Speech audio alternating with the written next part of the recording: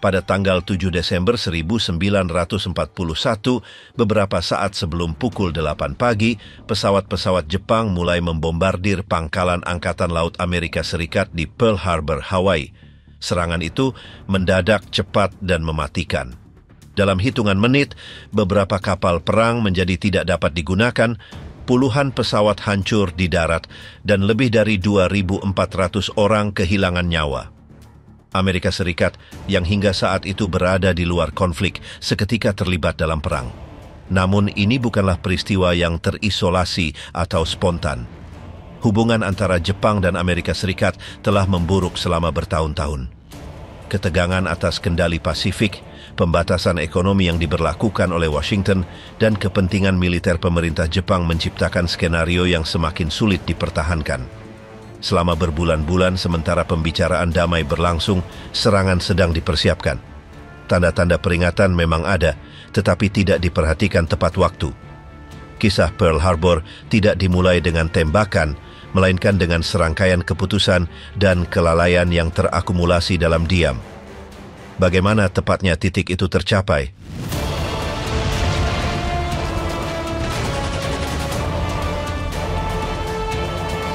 Ketegangan yang mengarah ke Pearl Harbor. Tanggal 7 Desember 1941 bukanlah awal mendadak dari konflik yang terisolasi, melainkan titik kritis dari serangkaian ketegangan yang terakumulasi selama bertahun-tahun antara Jepang dan Amerika Serikat. Persaingan antara kedua kekuatan ini meningkat sepanjang dekade 1930, dipicu oleh kepentingan yang bertentangan di Asia dan Pasifik. Jepang, dengan ekonomi yang bergantung pada perdagangan luar negeri, bercita-cita untuk mengendalikan sumber daya strategis seperti minyak, karet, dan mineral. Kampanye militernya di Tiongkok dan Asia Tenggara merupakan respons terhadap tujuan tersebut. Namun, ekspansi teritorialnya bertentangan dengan kepentingan Amerika Serikat di kawasan tersebut. Washington melihat dengan cemas setiap kemajuan Jepang, terutama setelah pendudukan Manchuria dan dimulainya perang melawan Tiongkok daratan. Pihak berwenang Amerika Serikat mengambil langkah-langkah progresif untuk mengekang Tokyo. Pembatasan perdagangan diberlakukan, aset keuangan diblokir, dan akhirnya embargo minyak total diberlakukan. Keputusan ini yang diambil pada bulan Juli 1941 membuat Jepang memiliki cadangan terbatas untuk menopang aparat militernya. Selama beberapa bulan berikutnya, kedua pemerintah melakukan pembicaraan diplomatik. Jepang menuntut pencabutan sanksi tanpa mengkompromikan kehadiran militernya di Asia. Amerika Serikat, di sisi lain, menuntut penarikan penuh. Posisi keduanya tidak dapat didamaikan. Sejalan dengan negosiasi, Komando Tinggi Jepang menyusun rencana untuk menyerang pangkalan Angkatan Laut Amerika Serikat di Hawaii. Tujuannya adalah untuk melumpuhkan sementara armada Pasifik dan mendapatkan waktu yang dibutuhkan untuk mengkonsolidasikan posisi mereka di Asia Tenggara. Perencanaan dirahasiakan, bahkan ketika para diplomat Jepang terus berdiskusi di Washington. Keputusan untuk menggunakan kekuatan telah diambil. Pertanyaannya bukan lagi apakah akan ada perang, tetapi kapan akan dimulai. Operasi Rahasia Yamamoto. Selama bulan-bulan awal 1941, pemerintah Jepang mengevaluasi opsi-opsi di tengah pembatasan yang diberlakukan oleh Amerika Serikat. Di kalangan militer, gagasan tentang tindakan bersenjata yang akan mengamankan sumber daya Asia Tenggara semakin menguat. Keputusan ini membutuhkan pelumpuhan segera kemampuan ofensif armada Pasifik Amerika Serikat.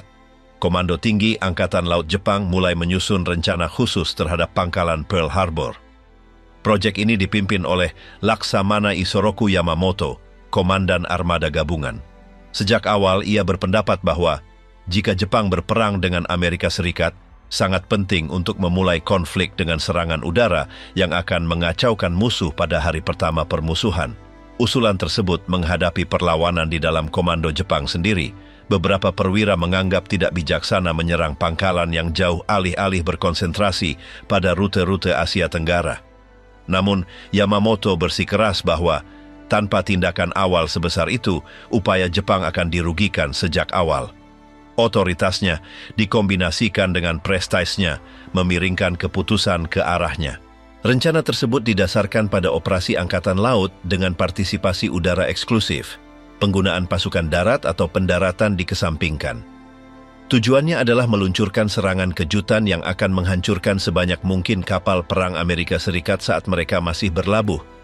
Untuk ini, dibutuhkan pelatihan intensif awak dan modifikasi teknis torpedo yang harus berfungsi di perairan dangkal. Selama musim panas 1941, replika parsial pelabuhan Pearl Harbor dibangun di perairan Jepang. Di sana, latihan terus-menerus dilakukan dengan pesawat torpedo, pembom tukik, dan pesawat tempur. Teknik navigasi, rute pendekatan, dan waktu peluncuran disesuaikan. Tujuannya adalah mencapai presisi absolut dalam kondisi nyata. Pasukan yang dipilih untuk misi tersebut membentuk unit khusus. 6 kapal induk ditugaskan, didampingi oleh 2 kapal perang, 3 kapal penjelajah, 11 kapal perusak, dan beberapa kapal selam. Armada ini akan beroperasi secara mandiri, menjaga keheningan radio total sejak saat keberangkatannya. Setiap komandan menerima instruksi khusus dan diberitahu tentang peran mereka dalam urutan serangan. Sejalan dengan itu, Dinas Intelijen Jepang bekerja untuk mendapatkan data tentang rutinitas pangkalan Pearl Harbor. Atase Angkatan Laut di Hawaii dimanfaatkan yang mengirimkan laporan berkode tentang posisi kapal, lalu lintas udara, dan tingkat aktivitas. Dengan informasi ini, dipastikan bahwa akhir pekan biasanya memiliki aktivitas yang lebih rendah dan kapal-kapal perang utama terkonsentrasi di Pulau Oahu. Para ahli strategi menetapkan bahwa serangan akan dilakukan pada hari Minggu. Pemilihan ini didasarkan pada pengamatan bahwa pada hari itu tingkat kewaspadaan rendah dan sebagian besar awak beristirahat. Selain itu diperkirakan bahwa serangan mendadak dalam kondisi tersebut akan menghasilkan dampak dan disorganisasi yang lebih besar. Operasi tersebut secara rahasia dinamakan Unit Serangan Pertama. Ditetapkan bahwa operasi harus berlayar dalam kerahasiaan total, mengikuti rute melalui Pasifik Utara. Titik peluncuran ditetapkan pada jarak yang diperhitungkan untuk memungkinkan pesawat menyerang dan kembali tanpa perlu pengisian bahan bakar. Perhitungan didasarkan pada jangkauan setiap jenis pesawat. Jika kondisi cuaca atau faktor kejutan hilang sebelum hari yang ditentukan, ada opsi untuk membatalkan operasi. Keberhasilan rencana sepenuhnya bergantung pada kerahasiaan dan sinkronisasi. Tidak ada kesempatan kedua yang direncanakan jika terjadi kegagalan.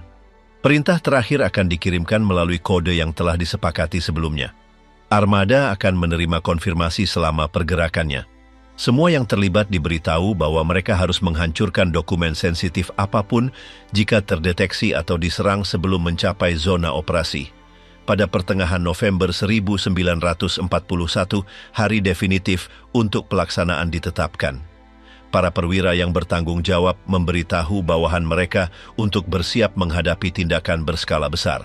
Rincian target tidak diberikan sampai saat terakhir. Komando tinggi Jepang khawatir bahwa kebocoran apapun akan membahayakan elemen kejutan. Perencanaan serangan terhadap Pearl Harbor menjadi prioritas strategis. Itu dirancang sebagai tindakan terbatas yang tujuannya adalah untuk mendapatkan waktu untuk mengamankan penaklukan lainnya. Tidak seorang pun di Tokyo menganggap bahwa serangan itu dengan sendirinya akan menjamin kemenangan. Tujuannya adalah untuk menyebabkan kerusakan awal yang cukup untuk memaksa Amerika Serikat bernegosiasi di bawah tekanan, menuju Hawaii tanpa terdeteksi. Pada tanggal 16 November 1941, armada Jepang yang bertugas menyerang Pearl Harbor berlayar dari Teluk Hitokapu di utara Jepang. Armada ini berada di bawah komando Laksamana Madya Chuichi Nagumo, Komandan Armada Udara Pertama. Perintah untuk berlayar dikeluarkan dengan diam-diam dan hanya komandan tertinggi yang mengetahui tujuan akhir. Unit-unit ditempatkan dalam formasi tersebar untuk mengurangi risiko deteksi. Rute yang dipilih adalah melalui Pasifik Utara, daerah yang jarang dilalui dan dengan kondisi cuaca yang tidak stabil. Pilihan ini bertujuan untuk menghindari kontak dengan kapal dagang atau angkatan laut yang dapat memperingatkan pasukan Amerika Serikat. Armada berlayar tanpa menggunakan radio dalam keheningan komunikasi total. Sinyal apapun yang dipancarkan selama pelayaran akan membahayakan operasi. Pergerakan berlangsung konstan dan terkoordinasi. Unit-unit mempertahankan kecepatan terbatas untuk memastikan semua kapal tetap dalam formasi. Instruksi ketat dikeluarkan mengenai penggunaan lampu, pengendalian kebisingan dan pengawasan cakrawala yang berkelanjutan. Kondisi cuaca buruk dengan angin kencang dan jarak pandang terbatas di beberapa bagian yang membantu penyembunyian. Setiap kapal menerima instruksi yang tepat mengenai manuver yang harus dilakukan jika terdeteksi. Jika ada kapal yang menemukan kapal sipil atau militer, kapal tersebut harus menghindar atau bahkan menenggelamkannya jika dianggap sebagai ancaman bagi kerahasiaan misi. Kemungkinan ini dipertimbangkan sebagai upaya terakhir. Sementara armada bergerak maju, titik-titik kontrol sementara didirikan untuk memverifikasi posisi dan menyesuaikan arah. Pertemuan antar perwira singkat dan sangat teknis. Tidak ada komentar yang dibagikan mengenai target atau fase operasi berikutnya. Para awak tahu bahwa mereka menuju aksi militer, tetapi mereka tidak diberitahu bahwa sasarannya adalah Pearl Harbor sampai sesaat sebelum serangan. Selama perjalanan, pesawat pengintai Jepang terbang di atas Pasifik, mencari tanda-tanda pergerakan musuh. Tidak ada patroli Amerika Serikat yang terdeteksi di wilayah utara yang mengkonfirmasi bahwa pemilihan rute sudah tepat. Di atas kapal induk, para pilot meninjau peta dan profil target. Prioritasnya adalah mencapai efektivitas maksimum dalam waktu sesingkat mungkin. Di darat, Dinas Intelijen Amerika Serikat melakukan pengawasan sebagian terhadap Pasifik yang berpusat di wilayah dekat Filipina dan Asia Tenggara. Wilayah utara tidak dianggap sebagai jalur yang mungkin bagi armada musuh. Hal ini memungkinkan operasi Jepang bergerak maju tanpa perlawanan atau catatan signifikan. Pada tanggal 20 November, armada Jepang mencapai titik pertemuan yang ditentukan, masih jauh dari Kepulauan Hawaii. Latihan peluncuran pesawat singkat dilakukan tanpa lepas landas sebenarnya. Kondisi laut dan angin dievaluasi setiap hari untuk memastikan bahwa tanggal serangan dapat dipertahankan. Prakiraan menunjukkan stabilitas untuk hari-hari pertama bulan Desember. Bersamaan dengan itu, unit-unit pendukung, termasuk kapal selam, mendekati perairan dekat Pearl Harbor. Misi mereka adalah mengawasi jalur masuk dan menembak torpedo kapal apapun yang mencoba keluar dari pelabuhan selama serangan. Unit-unit ini berangkat pada hari yang berbeda untuk menghindari konsentrasi yang terlihat. Beberapa kapal selam kecil diangkut oleh unit yang lebih besar hingga dekat Oahu. Koordinasi antara berbagai kelompok ditentukan sebelumnya. Setiap kapal mengetahui perannya, waktunya, dan batas tindakannya. Pemaparan sinyal diminimalkan dan kode sederhana digunakan untuk keadaan darurat. Tidak ada komunikasi yang direncanakan dengan komando pusat setelah operasi dimulai. Pada malam tanggal 5 Desember, waktu Jepang, perintah terakhir untuk mendekati posisi peluncuran diberikan. Pergerakan dilakukan dalam formasi rapat, dengan unit-unit berbaris untuk memudahkan lepas landas pesawat secara bersamaan. Komandan skuadron melakukan penyesuaian bahan bakar, persenjataan, dan waktu terbang terakhir. Instruksi dikonfirmasi secara tertulis dan tanpa ruang untuk interpretasi. Pada tanggal 6 Desember, armada Jepang sudah berada pada jarak yang memungkinkan untuk memulai serangan pada dini hari berikutnya. Selama malam itu, para pilot menerima tugas khusus mereka. Target utama, lintasan pendekatan, ketinggian terbang, dan sinyal kembali. Tidak ada anggota awak yang meninggalkan posnya. Perintahnya jelas dan definitif. Pada saat yang sama, di Washington, dinas diplomatik dan intelijen terus mengevaluasi situasi dengan Jepang. Pesan-pesan terenkripsi diterima yang setelah diuraikan menunjukkan bahwa Tokyo akan menutup negosiasi. Meskipun demikian, tidak ada peringatan umum yang dikeluarkan tentang kemungkinan serangan yang akan segera terjadi. Armada Jepang menyelesaikan perjalanannya tanpa terdeteksi. Penyebaran dilakukan dalam diam dan dengan koordinasi yang direncanakan. Tahap pendekatan telah selesai. Semua unit berada dalam posisi. Fase berikutnya adalah meluncurkan serangan secara serentak pada pagi hari tanggal 7 Desember. Peringatan yang diabaikan pada hari-hari sebelumnya. Selama hari-hari menjelang 7 Desember 1941, Amerika Serikat menerima banyak sinyal yang, jika dianalisis bersama-sama, bisa saja mengantisipasi serangan Jepang. Namun, sinyal-sinyal tersebut terfragmentasi, salah diinterpretasikan, atau diabaikan oleh pihak berwenang yang bertanggung jawab. Sistem intelijen Amerika Serikat memiliki sumber daya untuk mencegat pesan diplomatik dan militer. Salah satu programnya, yang dikenal sebagai MAGIC, memungkinkan untuk menguraikan komunikasi terenkripsi antara Tokyo dan kedutaannya. Mulai bulan November, para analis mulai mendeteksi peningkatan aktivitas saluran diplomatik Jepang di Washington. Meskipun demikian, tidak disimpulkan bahwa serangan bersenjata akan segera terjadi. Pada tanggal 4 Desember, sebuah pesan dicegat di mana pemerintah Jepang memerintahkan penghancuran dokumen sensitif di misi diplomatiknya. Instruksi ini dianggap signifikan, tetapi tidak diterjemahkan menjadi peringatan umum. Mereka yang bertugas mengevaluasi ancaman tidak mengaitkan perintah ini dengan kemungkinan serangan terhadap instalasi militer. Pada tanggal 6 Desember, pada malam hari, teks hampir lengkap dari pesan Jepang yang ditujukan kepada duta besarnya di Washington diterima. Di dalamnya diumumkan pemutusan negosiasi dengan Amerika Serikat. Isi pesan sebagian diuraikan sebelum serangan, tetapi tidak didistribusikan dengan urgensi yang diperlukan. Beberapa pejabat tinggi tidak menerima dokumen tersebut hingga pagi hari tanggal 7. Sejalan dengan itu, dari Filipina, Jenderal Douglas MacArthur memiliki laporan yang menunjukkan pergerakan tidak biasa di pangkalan-pangkalan Jepang di Asia Tenggara. Pengamatan ini menyebabkan beberapa tindakan persiapan diambil, tetapi tidak ada koordinasi langsung yang ditetapkan dengan pangkalan Pearl Harbor. Pihak berwenang di Hawaii terus tanpa peringatan khusus tentang serangan. Pada tanggal 7 Desember, pada jam-jam awal dini hari, sebuah radar yang terletak di utara Oahu mendeteksi pendekatan formasi udara yang besar.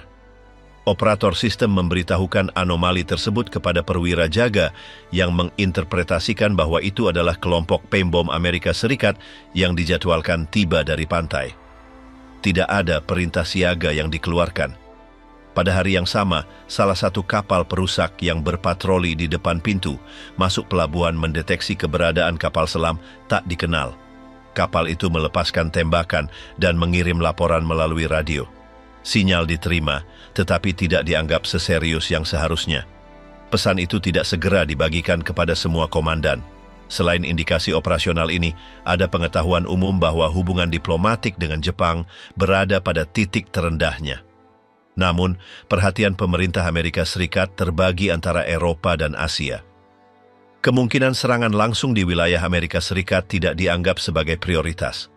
Dalam beberapa minggu sebelumnya, laporan juga diterima dari London dan ibu kota sekutu lainnya yang memperingatkan tentang kemungkinan serangan Jepang di Pasifik. Peringatan ini menunjukkan bahwa target yang paling mungkin adalah Filipina, Singapura, atau Hindia Timur Belanda. Pearl Harbor tidak muncul sebagai salah satu tujuan yang diantisipasi. Komando militer di Hawaii telah menerima instruksi umum tentang kemungkinan agresi Jepang. Namun mereka tidak memiliki data atau tanggal konkret. Rutinitas latihan dan patroli biasa dipertahankan, tetapi tingkat kewaspadaan tidak diubah. Pesawat-pesawat dikelompokkan di lapangan terbang yang membuat mereka lebih rentan jika terjadi serangan. Beberapa pejabat sipil dan militer, baik di Washington maupun di luar negeri, mengajukan kekhawatiran khusus dalam pertemuan sebelum serangan. Tetapi peringatan-peringatan itu tenggelam di antara banyak laporan dan analisis. Tidak ada tindakan terpusat yang mengumpulkan dan mensintesis informasi yang tersedia. Kepercayaan diri yang berlebihan pada kemampuan pencegahan, penyebaran sistem analisis, dan tidak adanya komunikasi langsung antar badan berkontribusi pada tidak diambilnya tindakan segera. Setiap elemen, jika dipertimbangkan secara terpisah, tidak cukup untuk memicu respons. Namun, jika digabungkan, mereka membentuk pola yang dengan jelas menunjukkan risiko ofensif. Tanggal 7 Desember dimulai seperti hari Minggu lainnya bagi unit-unit yang ditempatkan di Hawaii. Tidak ada jenis peringatan dini yang dikeluarkan atau pertahanan pangkalan angkatan laut yang diorganisir kembali. Peringatan-peringatan itu tidak diabaikan secara sengaja tetapi juga tidak dievaluasi dengan tingkat urgensi yang dituntut oleh situasi. Kurangnya reaksi adalah hasil dari sistem yang tersebar, pembacaan konteks yang tidak lengkap, dan meremehkan kemampuan Jepang untuk melakukan serangan jarak jauh. 7 Desember, gelombang pertama. Pada tanggal 7 Desember 1941, pukul 6 pagi, armada Jepang mencapai posisi peluncuran yang ditetapkan sekitar 300 km di utara Pulau Oahu. Dari kapal induk, 183 pesawat mulai lepas landas dalam formasi yang telah ditentukan. Gelombang pertama terdiri dari pesawat torpedo, pembom tukik, pembom horizontal, dan pesawat tempur pengawal. Kepemimpinan operasi udara berada di tangan Komandan Mitsuo Fuchida yang memimpin formasi umum dari pembomnya. Setiap skuadron telah menerima tugas khusus terkait target utama. Pesawat torpedo akan menyerang kapal-kapal utama yang berlabuh di pangkalan angkatan laut. Pembom tukik akan menyerang lapangan udara, dan pembom horizontal akan berkonsentrasi pada hanggar dan bangunan logistik.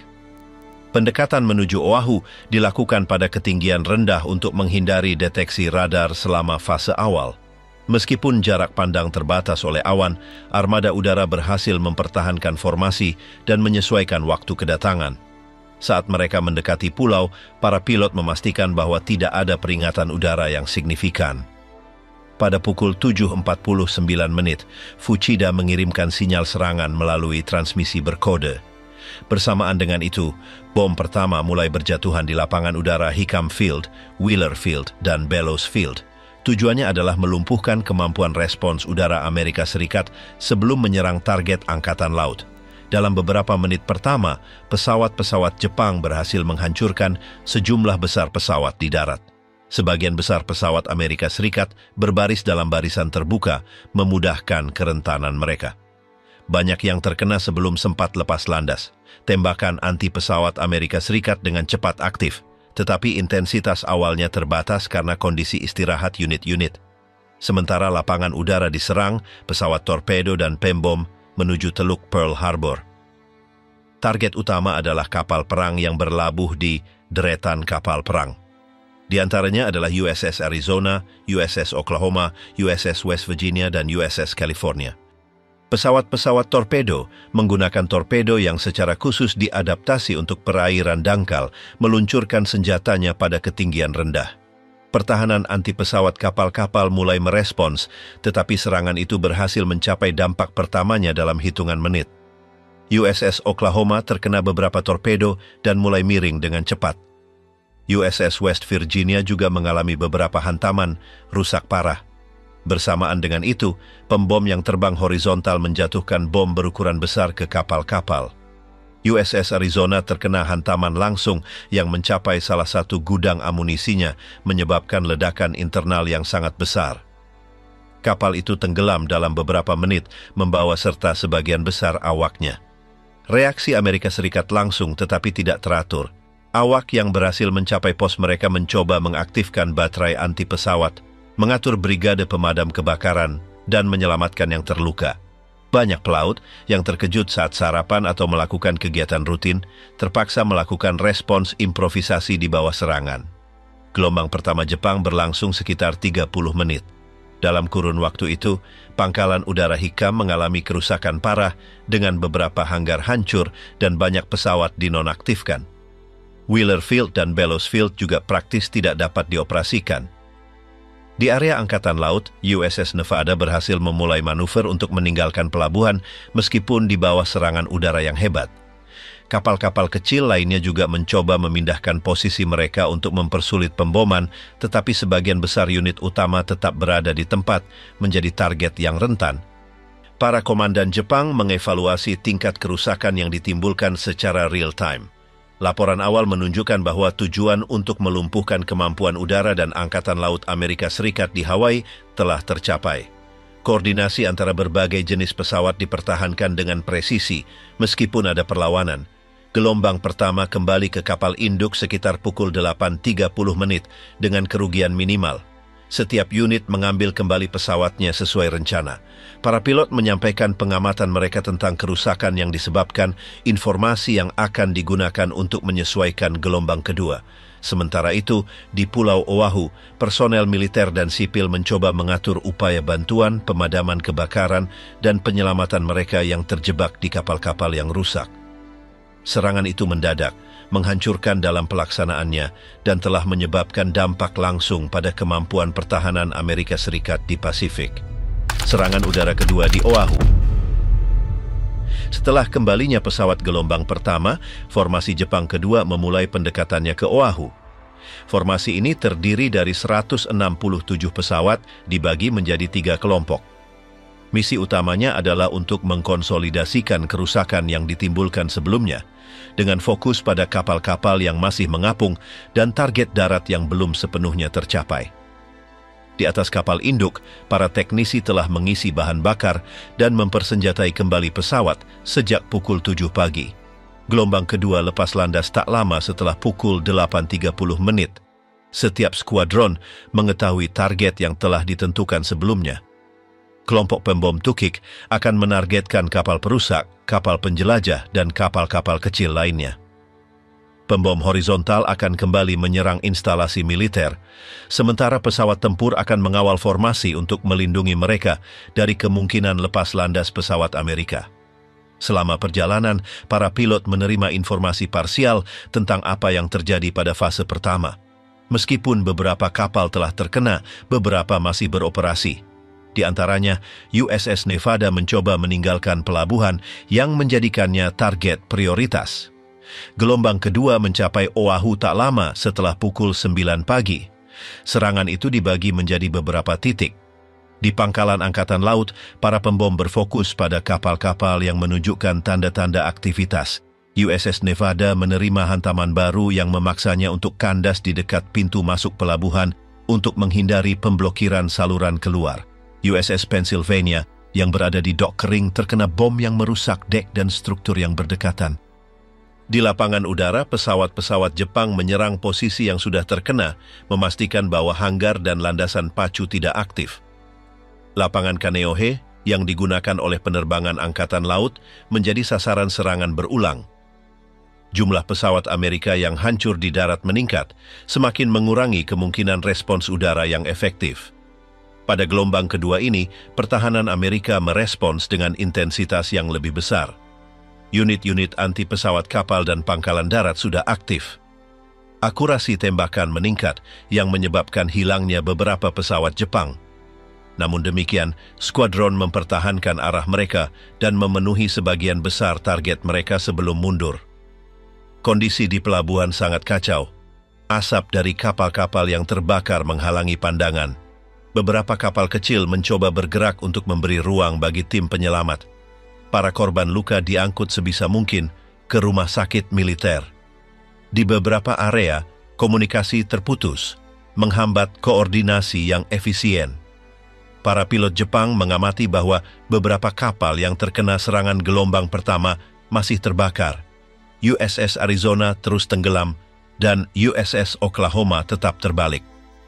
USS Maryland dan USS Tennessee meskipun rusak tetap mengapung, sebagian terlindungi oleh posisinya di samping kapal lain.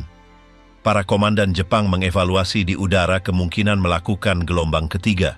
Namun tidak ada informasi yang tepat mengenai lokasi kapal induk Amerika Serikat yang tidak berada di pelabuhan hari itu. Ketidakhadiran ini dirasakan sebagai kekurangan dalam hasil serangan, karena kapal induk dianggap sebagai target paling strategis.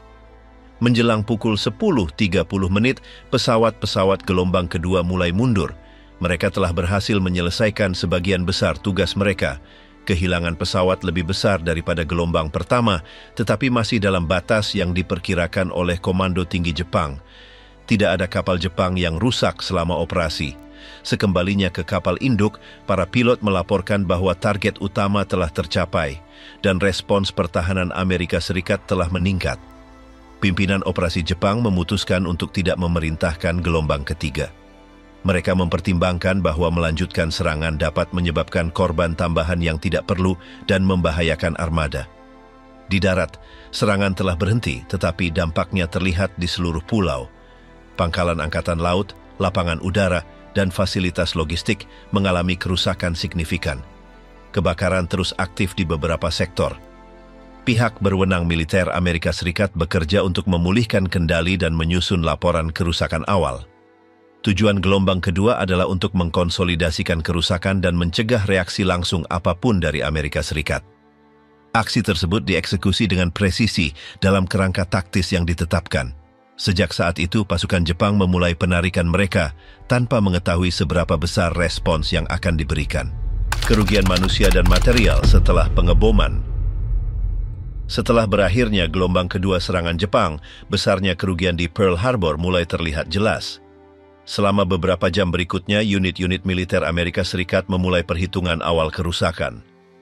Angka-angka tersebut disesuaikan secara bertahap, seiring dengan selesainya laporan dan ditemukannya jenazah. Jumlah korban tewas di kalangan personel militer mencapai lebih dari 2.400 orang.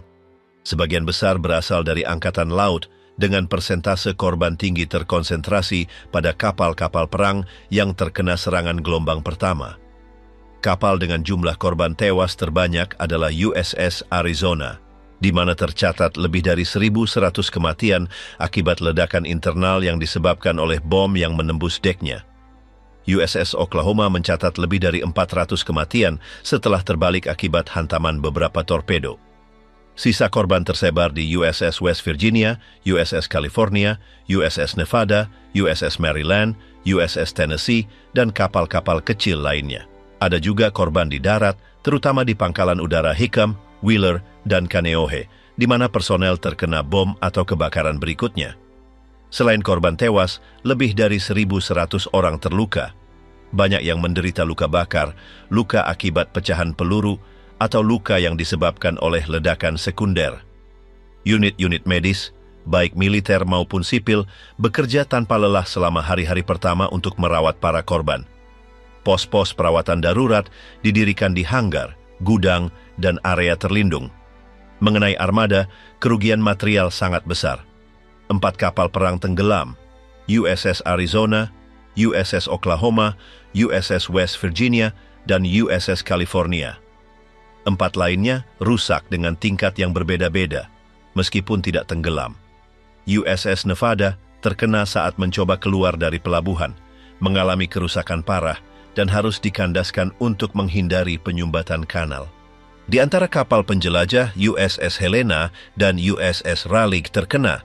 Beberapa kapal perusak dan kapal bantu juga mengalami kerusakan atau dinonaktifkan. Secara total, lebih dari 20 kapal terkena serangan, beberapa di antaranya mengalami kerusakan struktural yang parah. Penerbangan Amerika Serikat di Hawaii kehilangan sekitar 200 pesawat. Sebagian besar hancur di darat, sebelum sempat lepas landas. Pesawat-pesawat itu berbaris dan terbuka, yang memudahkan penghancuran oleh pembom Jepang. Sangat sedikit pesawat yang berhasil terbang selama serangan, dan hanya beberapa yang sempat berhadapan singkat dengan pesawat tempur musuh.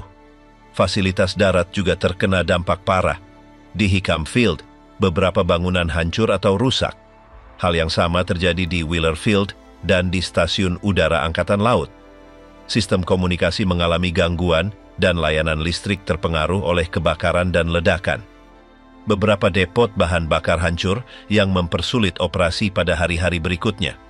Kerugian tidak terbatas pada bidang militer. Korban juga dilaporkan di kalangan penduduk sipil.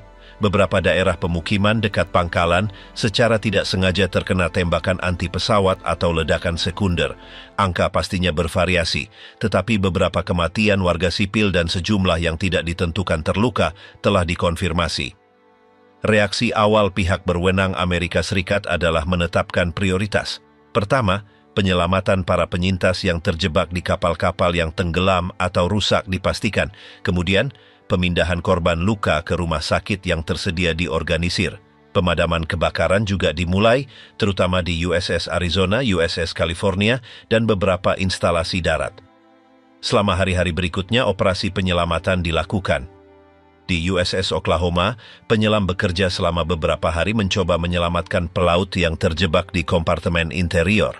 Beberapa sinyal terdengar dari dalam lambung kapal, tetapi dalam banyak kasus upaya tersebut terlambat. Infrastruktur pelabuhan mengalami kerusakan yang cukup besar meskipun jalur akses tidak diblokir secara permanen. Hal ini memungkinkan untuk mempertahankan operasionalitas tertentu dan memfasilitasi kedatangan bantuan dari benua. Landasan pacu sebagian besar diperbaiki dalam waktu singkat, yang memungkinkan pemulihan sebagian kemampuan udara pada hari-hari berikutnya. Dalam istilah logistik, Angkatan Laut Amerika Serikat menghadapi kerugian signifikan unit tempur utama yang mengubah disposisi awalnya di Pasifik. Tidak adanya kapal induk di Pearl Harbor selama serangan mencegah kehancuran mereka yang akan memiliki konsekuensi strategis di kemudian hari. Namun, hilangnya kapal perang dan kondisi umum pangkalan merupakan kemunduran langsung dalam kemampuan militer Amerika Serikat di wilayah tersebut. Inventaris kerusakan, baik manusia maupun material, dicatat dalam laporan yang dikirim ke Washington pada hari-hari berikutnya. Angka-angka tersebut diverifikasi oleh komisi khusus. Terlepas dari besarnya serangan, pangkalan Pearl Harbor tidak sepenuhnya tidak dapat dioperasikan. Beberapa unit selamat dan pekerjaan perbaikan segera dimulai. Reaksi segera Komando Amerika Serikat. Pada jam-jam pertama setelah serangan terhadap Pearl Harbor, pihak berwenang militer dan sipil Amerika Serikat mulai bereaksi terhadap besarnya kejadian tersebut. Di Pulau Oahu, komando lokal sempat tidak terorganisir, tetapi pulih dengan relatif cepat. Prioritas awal adalah menghentikan serangan lebih lanjut, menyelamatkan yang terluka, dan mencegah kebakaran yang lebih besar. Laksamana Husband Kimmel, Komandan Armada Pasifik, dan Letnan Jenderal Walter Short, yang bertanggung jawab atas pertahanan Angkatan Darat di Hawaii, mengambil tindakan segera untuk mengatur kembali unit-unit yang tersedia. Kedua perwira itu terkejut tanpa informasi awal yang memungkinkan mereka mempersiapkan pertahanan yang efektif. Selama pagi hari tanggal 7 Desember, mereka mengoordinasikan aktivasi semua sumber daya operasional yang masih berfungsi. Patroli udara dan laut didirikan untuk mendeteksi kemungkinan serangan baru. Pesawat yang tidak hancur diisi bahan bakar, sementara pilot dan mekanik bekerja untuk memulihkan pesawat yang rusak. Pengamat pantai ditempatkan dan persiapan pertahanan anti pesawat permanen diperintahkan di berbagai titik pulau. Di Washington, serangan itu dikonfirmasi sekitar tengah hari waktu setempat melalui laporan langsung dari pangkalan Pearl Harbor dan komunikasi diplomatik yang dicegat. Presiden Franklin Delano Roosevelt diberitahu tentang kejadian itu oleh penasihat militer dan intelijennya. Tak lama kemudian ia memanggil kabinetnya untuk mengevaluasi situasi dan menentukan respons segera. Keadaan darurat diumumkan di seluruh wilayah Hawaii. Langkah-langkah keamanan tambahan diaktifkan di pantai Pasifik benua. Angkatan Laut dan Angkatan Darat mulai memobilisasi unit pengganti dan prioritas diberikan pada pengiriman personel medis, insinyur, dan perbekalan logistik ke pulau-pulau tersebut. Sementara itu, Dinas Intelijen bekerja mengumpulkan semua latar belakang sebelum serangan. Intersepsi pesan, laporan diplomatik, dan memo internal ditinjau. Tujuannya adalah untuk menentukan apakah ada tanggung jawab atas kelalaian di tingkat komando yang lebih tinggi. Pada hari-hari berikutnya, Kongres menerima informasi terperinci tentang apa yang terjadi.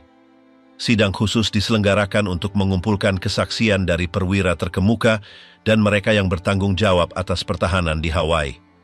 Pernyataan Kimmel dan Short diperiksa secara khusus mengingat peran sentral mereka. Keduanya dicopot dari jabatannya beberapa hari kemudian sambil menunggu penyelidikan lebih lanjut. Departemen Perang mengordinasikan pengiriman unit tambahan ke Pasifik. Proses pendaftaran, pelatihan, dan penempatan dipercepat. Pangkalan angkat reaksi segera Komando Amerika Serikat. Pada jam-jam pertama setelah serangan terhadap Pearl Harbor, pihak berwenang militer dan sipil Amerika Serikat mulai bereaksi terhadap besarnya kejadian tersebut. Di Pulau Oahu, komando lokal sempat tidak terorganisir, tetapi pulih dengan relatif cepat. Prioritas awal adalah menghentikan serangan lebih lanjut, menyelamatkan yang terluka, dan mencegah kebakaran yang lebih besar.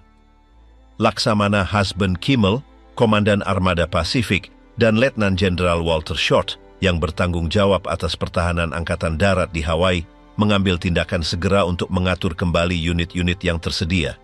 Kedua perwira itu terkejut tanpa informasi awal yang memungkinkan mereka mempersiapkan pertahanan yang efektif. Selama pagi hari tanggal 7 Desember, mereka mengoordinasikan aktivasi semua sumber daya operasional yang masih berfungsi. Patroli udara dan laut didirikan untuk mendeteksi kemungkinan serangan baru. Pesawat yang tidak hancur diisi bahan bakar, sementara pilot dan mekanik bekerja untuk memulihkan pesawat yang rusak. Pengamat pantai ditempatkan dan persiapan pertahanan anti pesawat permanen diperintahkan di berbagai titik pulau. Di Washington, serangan itu dikonfirmasi sekitar tengah hari waktu setempat melalui laporan langsung dari pangkalan Pearl Harbor dan komunikasi diplomatik yang dicegat. Presiden Franklin Delano Roosevelt diberitahu tentang kejadian itu oleh penasihat militer dan intelijennya. Tak lama kemudian ia memanggil kabinetnya untuk mengevaluasi situasi dan menentukan respons segera. Keadaan darurat diumumkan di seluruh wilayah Hawaii. Langkah-langkah keamanan tambahan diaktifkan di pantai Pasifik benua.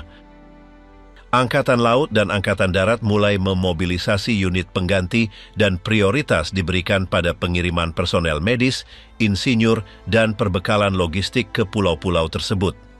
Sementara itu, Dinas Intelijen bekerja mengumpulkan semua latar belakang sebelum serangan. Intersepsi pesan, laporan diplomatik, dan memo internal ditinjau. Tujuannya adalah untuk menentukan apakah ada tanggung jawab atas kelalaian di tingkat komando yang lebih tinggi. Pada hari-hari berikutnya, Kongres menerima informasi terperinci tentang apa yang terjadi. Sidang khusus masuknya Amerika Serikat secara resmi ke dalam perang. Pada tanggal 8 Desember 1941, pada jam-jam awal pagi, Presiden Franklin Delano Roosevelt berpidato di Capitol untuk meminta Kongres Amerika Serikat mengeluarkan deklarasi perang resmi terhadap Jepang. Serangan terhadap Pearl Harbor telah terjadi 24 jam sebelumnya dan besarnya kerusakan sudah diketahui oleh para legislator dan opini publik. Sesi Kongres dipanggil dengan sifat mendesak. Dewan Perwakilan Rakyat dan Senat bertemu dalam sesi gabungan. Ruangan itu penuh, dihadiri oleh senator, anggota Kongres, hakim, anggota kabinet, dan perwakilan angkatan bersenjata. Kehadiran Roosevelt secara pribadi menggarisbawahi keseriusan situasi. Presiden membacakan pesan singkat yang disusun dengan cermat oleh timnya. Dalam pidatonya, ia menggambarkan serangan Jepang sebagai tindakan yang disengaja, mengejutkan, dan terkoordinasi. Ia merinci bahwa tidak hanya Pearl Harbor yang menjadi sasaran agresi, tetapi juga wilayah lain di bawah tanggung jawab Amerika Serikat, seperti Filipina, Guam, dan Pulau Wak. Pesan tersebut menekankan bahwa Jepang telah mengirim delegasi diplomatik ke Washington pada saat yang sama mereka mempersiapkan ofensif. Roosevelt tidak menggunakan istilah emosional atau deskripsi grafis. Ia mempertahankan nada yang tegas dan langsung. Ia menyatakan bahwa peristiwa tersebut merupakan tindakan perang dan bahwa Amerika Serikat harus segera merespons. Ia menyimpulkan dengan meminta Kongres untuk mengakui keadaan perang antara bangsa dan Kekaisaran Jepang berlaku surut pada saat serangan. Setelah pidato Presiden, para legislator memulai proses pemungutan suara formal. Di Dewan Perwakilan Rakyat, hasilnya adalah 438 suara mendukung dan 1 menentang. Di Senat, resolusi disetujui dengan suara bulat. Satu-satunya suara yang berbeda diberikan oleh seorang anggota Kongres wanita yang, meskipun mengutuk serangan itu, menentang segala bentuk perang berdasarkan prinsip pribadi. Suaranya tidak mengubah persetujuan umum atau menimbulkan perdebatan yang signifikan. Setelah resolusi diadopsi, Kongres menyampaikan keputusan tersebut kepada eksekutif. Roosevelt segera menandatanganinya dan dokumen tersebut dipublikasikan secara resmi. Sejak saat itu, Amerika Serikat secara resmi dalam keadaan perang dengan Jepang. Deklarasi tersebut disertai dengan perintah eksekutif untuk memperluas perekrutan, memperkuat produksi industri, dan meningkatkan kapasitas operasional angkatan bersenjata. Berita itu disebarluaskan melalui semua saluran komunikasi. Stasiun radio menghentikan siarannya untuk membacakan resolusi tersebut. Surat kabar menerbitkan edisi khusus dengan rincian proses legislatif. Kantor pos, stasiun kereta api, dan gedung-gedung publik memasang poster informatif dengan instruksi bagi masyarakat jika terjadi mobilisasi atau keadaan darurat. Bersamaan dengan itu, unit-unit militer menerima perintah persiapan. Angkatan Darat, Angkatan Laut, dan Angkatan Udara mengatur kembali komando mereka, meningkatkan tingkat siaga di semua front, dan mempercepat pelatihan. Pedoman dikeluarkan untuk memprioritaskan penempatan pasukan di Pasifik dan untuk mengordinasikan pertahanan wilayah kontinental. Di Kedutaan Besar Amerika Serikat di ibu kota lain, para diplomat menyampaikan resolusi Kongres kepada pemerintah masing-masing. Dukungan politik dan kolaborasi diminta untuk menghadapi apa yang sudah dianggap sebagai konflik internasional. Di Eropa, beberapa pemerintah sekutu menyatakan dukungan segera. Di Amerika Latin, pemerintah mulai mengevaluasi kembali hubungan diplomatik mereka dengan Jepang. Sejalan dengan itu, Departemen Keuangan mengaktifkan mekanisme untuk membekukan aset keuangan warga negara Jepang yang tinggal di negara tersebut. Langkah-langkah juga diambil untuk mengawasi operasi perbankan, pengiriman pos, dan komunikasi internasional. Penggeledahan dimulai di pelabuhan, stasiun kereta api, dan area sensitif. Selama jam-jam setelah deklarasi, para sukarelawan mulai berdatangan ke kantor pendaftaran. Pemuda dari berbagai kota datang untuk mendaftar di angkatan bersenjata. Universitas, pabrik, dan serikat pekerja mengeluarkan pernyataan yang menyatakan dukungan kepada pemerintah. Organisasi pertahanan sipil mengintensifkan kegiatan mereka. Deklarasi perang pada tanggal 8 Desember menandai dimulainya partisipasi langsung Amerika Serikat dalam Perang Dunia Kedua secara formal. Sejak saat itu, operasi militer diperluas secara progresif, dan bangsa mulai mengatur kembali dirinya untuk menopang konflik berskala global. Dampak strategis awal. Setelah serangan terhadap Pearl Harbor dan deklarasi perang resmi, konsekuensi strategis langsung mulai terwujud baik bagi Amerika Serikat maupun Jepang. Situasi di Pasifik berubah dengan cepat pada hari-hari setelah tanggal 7 Desember 1941. Pertama, Amerika Serikat kehilangan kemampuan operasional sebagian besar armada Pasifiknya. Meskipun beberapa kapal yang rusak kemudian dipulihkan atau diperbaiki, selama beberapa minggu pertama ketidakhadiran mereka meninggalkan celah signifikan dalam pertahanan kepulauan Hawaii dan wilayah pulau lainnya. Armada menjadi terbatas dalam pergerakannya, tanpa kemampuan langsung untuk melakukan serangan balik skala besar. Kapal induk Amerika Serikat yang tidak berada di Pearl Harbor selama serangan ditunjuk sebagai poros pusat baru operasi Angkatan Laut. Pihak berwenang militer memodifikasi doktrin mereka untuk beradaptasi dengan perang yang didasarkan pada proyeksi udara dari laut. Reorientasi ini memaksa peninjauan kembali penggunaan sumber daya dan pelatihan awak. Pada tingkat taktis, prioritasnya adalah melindungi jalur pasokan menuju pulau-pulau Pasifik dan menuju Asia. Patroli laut dan udara ditingkatkan dan pembangunan pangkalan perantara baru disiapkan. Produksi pesawat, amunisi, dan unit angkatan laut di galangan kapal pantai barat juga dipercepat. Departemen Perang mengatur kembali komando. Perwira berpengalaman ditugaskan ke fungsi baru dan tim gabungan antara Angkatan Darat dan Angkatan Laut diintegrasikan. Komando terpadu di Pasifik dikonsolidasikan dengan struktur yang ditujukan untuk mengordinasikan operasi secara lebih efisien. Jaringan intelijen yang lebih luas juga didirikan untuk mencegah serangan kejutan di masa depan. Di front diplomatik, masuknya Amerika Serikat ke dalam perang menghasilkan reaksi langsung. Jerman dan Italia sesuai dengan fakta yang ditandatangani dengan Jepang menyatakan perang terhadap Amerika Serikat pada tanggal 11 Desember.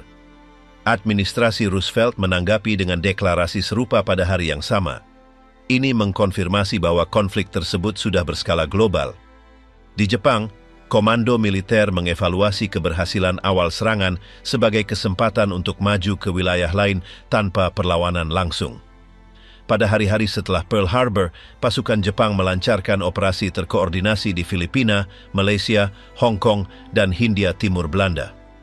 Serangan ini berkembang dengan cepat, memanfaatkan kurangnya respons terorganisir dari pihak sekutu. Komando tinggi Jepang mempertahankan strategi ekspansinya selama beberapa minggu berikutnya. Tujuannya adalah untuk mengkonsolidasikan zona kendali yang luas sebelum Amerika Serikat dapat memulihkan kemampuan ofensifnya.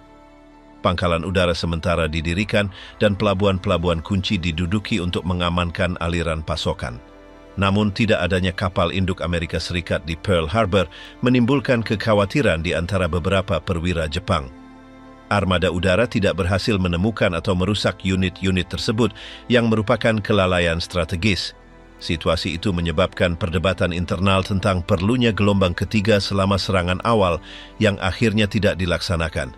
Di Amerika Serikat, opini publik segera bersatu setelah serangan itu. demonstrasi dukungan kepada pemerintah dan angkatan bersenjata tercermin dalam peningkatan pendaftaran sukarela. Pusat-pusat perekrutan menerima jumlah pendaftar yang memecahkan rekor. Mobilisasi industri juga dimulai dengan konversi pabrik-pabrik sipil menjadi pabrik produksi militer. Kongres segera menyetujui alokasi anggaran untuk memperluas kemampuan Angkatan Darat, Angkatan Laut, dan Angkatan Udara. Pajak baru ditetapkan, obligasi perang diterbitkan, dan kampanye penghematan dipromosikan di kalangan masyarakat. Universitas dan pusat penelitian mulai berkolaborasi dengan pemerintah dalam proyek teknologi dan logistik. Pihak berwenang militer Amerika Serikat memulai perencanaan ofensif jangka panjang. Kemenangan segera tidak diantisipasi. Rencana disusun untuk membangun titik-titik kemajuan di Pasifik, merebut kembali wilayah yang diduduki oleh Jepang, dan akhirnya mencapai pulau-pulau utama Kepulauan Jepang. Mengenai penduduk Jepang yang tinggal di Amerika Serikat, langkah-langkah restriktif mulai diterapkan yang kemudian akan mengarah pada interniran massal. Pemerintah federal mengesahkan penggeledahan, pembekuan rekening, dan pembatasan pergerakan.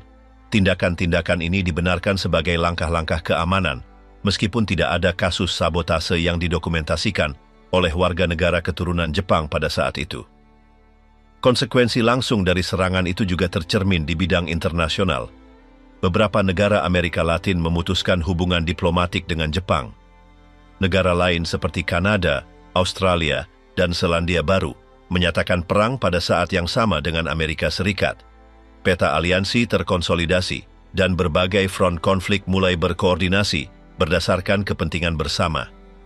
Serangan terhadap Pearl Harbor, selain efek langsungnya, menghasilkan perubahan definitif dalam struktur konflik. Sejak saat itu, Pasifik menjadi teater operasi pusat, dan Amerika Serikat beralih dari posisi defensif ke strategi serangan balik yang berkelanjutan. Keputusan yang diambil pada hari-hari setelah serangan menandai dimulainya tahap baru dalam perang. Serangan terhadap Pearl Harbor bukanlah peristiwa yang terisolasi atau tidak terduga asalnya. Itu adalah kulminasi dari serangkaian ketegangan yang terakumulasi selama bertahun-tahun antara dua kekuatan dengan kepentingan yang bertentangan di Pasifik. Jepang mengambil keputusan untuk bertindak melalui serangan yang direncanakan dengan presisi, sementara pembicaraan diplomatik masih berlanjut. Eksekusi militer yang dibagi menjadi dua gelombang mencapai tujuan langsungnya, melemahkan sementara kemampuan Angkatan Laut Amerika Serikat di kawasan tersebut. Konsekuensinya langsung terasa. Amerika Serikat menyatakan perang pada hari berikutnya, dan kekuatan-kekuatan lain berpihak secara bertahap pada hari-hari berikutnya. Sejak saat itu, konflik meluas secara global dengan partisipasi aktif front-front baru. Perang di Pasifik memperoleh dimensi total dengan implikasi militer, politik, dan strategis jangka panjang. Pertempuran Pearl Harbor menandai dimulainya formal tahap baru itu. Semua elemen yang mendahului dan mengikutinya berkembang tanpa jeda. Hasilnya tidak ditutup dalam satu hari, tetapi dimulai dengan jelas pada pagi hari tanggal 7 Desember 1941.